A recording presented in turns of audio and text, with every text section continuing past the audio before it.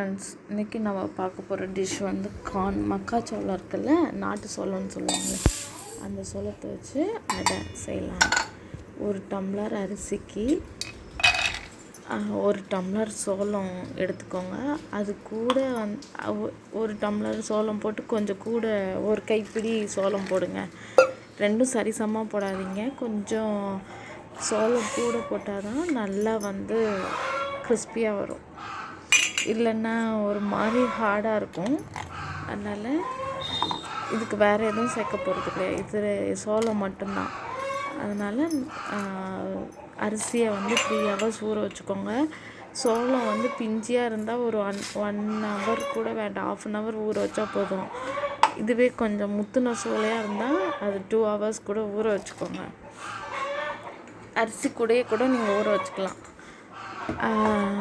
சோளத்தை அரிசி 3 hours ஊறினா போதும். இப்போ நான் அதில் அரைக்கிறதுக்காக காஞ்ச மிளகா, உப்பு, ஜீரகம், பெருஞ்சீரகமும் நீங்கள் போட்டுக்கோங்க.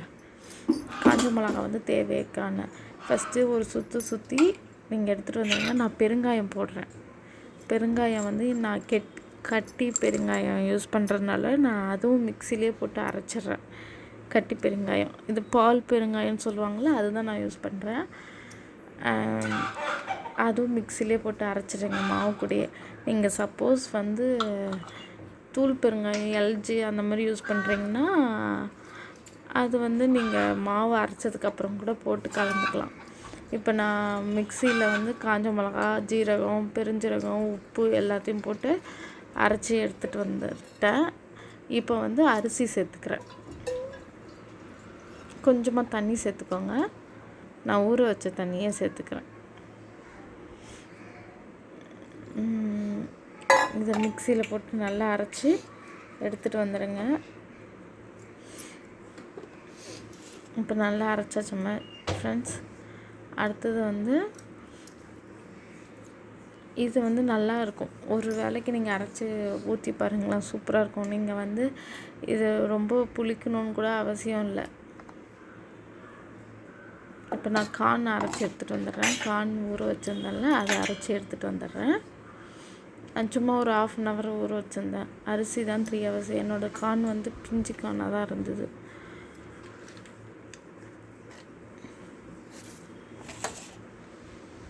இதுக்கு கோகோனட் சட்னி வச்சு சாப்பிட்டா நல்லாயிருக்கும் ஃப்ரெண்ட்ஸ். இது குழந்தைங்களுக்கு கொடுங்க. குழந்தைங்க மோஸ்ட்லி ஸ்வீட் கார்னு அதுதான் சாப்பிட்றாங்க இப்போ இருக்க குழந்தைங்க. இது மாதிரி நீங்கள் பண்ணி கொடுத்தீங்கன்னா அவங்களுக்கு கார்னுன்னே தெரியாது, ஈஸியாக உள்ளே போயிடும்.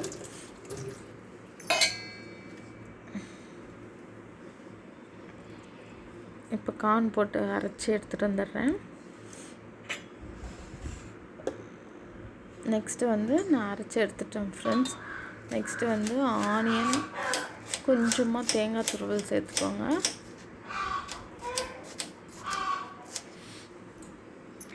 ஆனியனை நல்லா பொடிசாக கட் பண்ணி போட்டுக்கிட்டு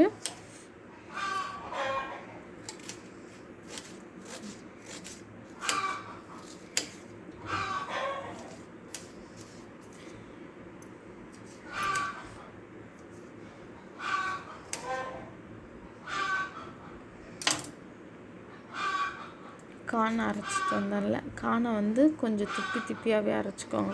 குறன்னு இருக்கணும். ரைஸை மட்டும் கொஞ்சம் நல்லா இது பண்ணி வச்சுக்கோங்க.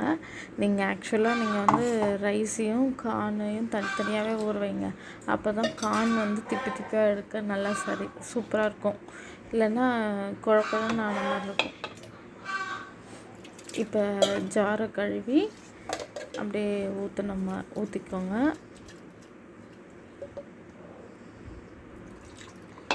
இது நீங்கள் அரைச்சிட்டு ஒரு 2 hours அரைச்சி வச்சுட்டு நீங்கள் 2 hours கழித்து ஊற்றினாவே நல்லா சூப்பராக இருக்கும்.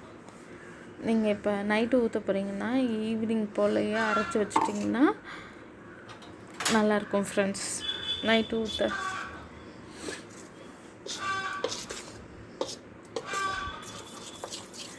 இதில் தேங்காய் துருவல் கொஞ்சம் போடுறேன், ஆனியன் கொஞ்சம் போடுறேன்.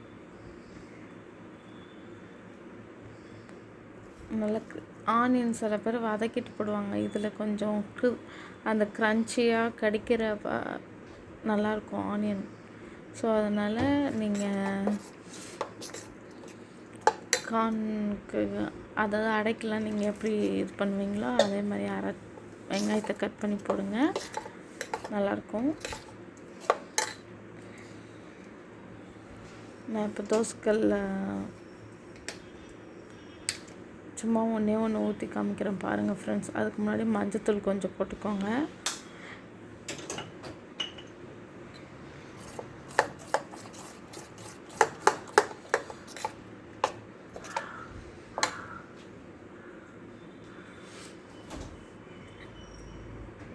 இது ஹெல்த்தியான அடை தான் ஃப்ரெண்ட்ஸ்.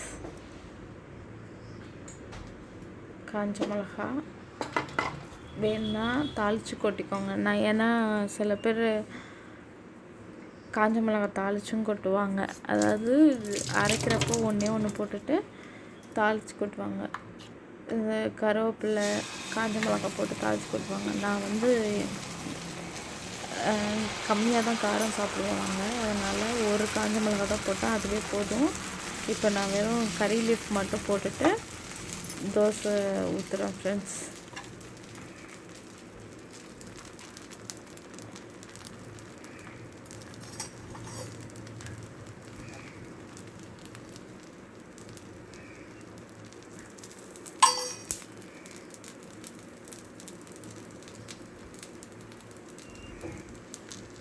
அவ்வளோதான் ஃப்ரெண்ட்ஸ், நம்ம அடை கார்ன் அடை ரெடி. ரொம்ப டேஸ்டியாக இருந்தது. தேங்காய் சட்னியோடு வச்சு சாப்பிட்டு பாருங்கள் ஃப்ரெண்ட்ஸ், சூப்பராக இருந்தது. தேங்க்யூ.